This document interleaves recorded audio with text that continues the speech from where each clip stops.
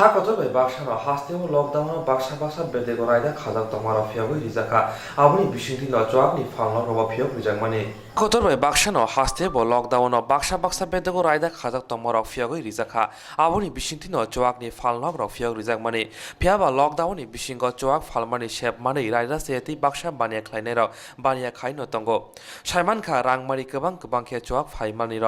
তে 어머 하이কক 실자마니 야걸어 파샬 디버저라와 एक्साइज डिपार्टमेन्टनि बखाक्तै सूर्य रोड आमसाया चोआकनि फालनगो सालसिनि बागै फालनग सिलख्लाय रिजाखा साइमानखा आसाल फालनगनि बुग्रा अशोक कुमार राय खरकसा चोआक पाइनायनि थाने चोआक रां गोबांखे नाहारहिनाय आबोनि बिसिंतिनो एक्साइज बेदंनि बखाक्तै तांफां 6 बोसोर सिं साका लकडाउननि बागै लाइथांनाय बुरै मे सालबरनि सिबिल चोआकनि फालनग खलकजाकमानि हिनै फियाबा आसानि सिमिनो सूर्य रोडनि आमसाया फालनगनि बुग्रा रां गोबांखे रायदानि बिसिंतै फाल्या हिनै कक कासै फाइका आबोनि बिसिंतिनो ब्रिजिनं रायदा थेपावै सूर्य रोडनि आमसाया तंनाय चोआकनि फालनग खलब रिजाखाते सालसिनि बागै फालनग सिलख्लाय रिजाखा আচ্ছা লকডাউন পিরিয়ডে তো আমাদের ফরেন লিকার এবং কান্ট্রি লিকার যতগুলো রিটেল শপ সেগুলো বন্ধ ছিল।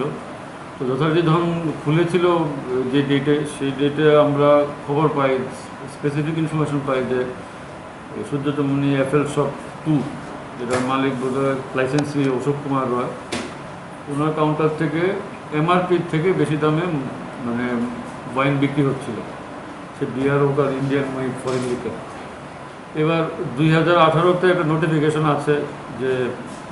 কোনো রিটেলার কোনো কনজিউমারের কাছ থেকে এমআরপি থেকে 1 পয়সা বেশি নিতে পারবে না, প্লাস ক্যাশ মেমো দেওয়ার কথাও বলা আছে। ওই 2018-টা আমি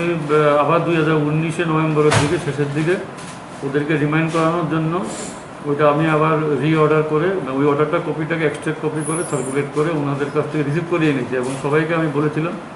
যখনই আপনারা বিক্রি করবেন এমআরপি যেন এক্সিড না হয়। এবার ধরুন আমরা স্পেসিফিক ইনফরমেশন পেলাম এবং আপনাদের যারা সহকর্মী আছে ওনাদের কাছ থেকে ইনফরমেশন পেলাম, আপনারা সহযোগিতা করেছেন যে উনি এরকম বেশি দামে বিক্রি করছে। তখন আমরা এক্সাইজ ইন্সপেক্টর টিমকে পাঠিয়েছি, ওনারা গিয়ে দেখলো যে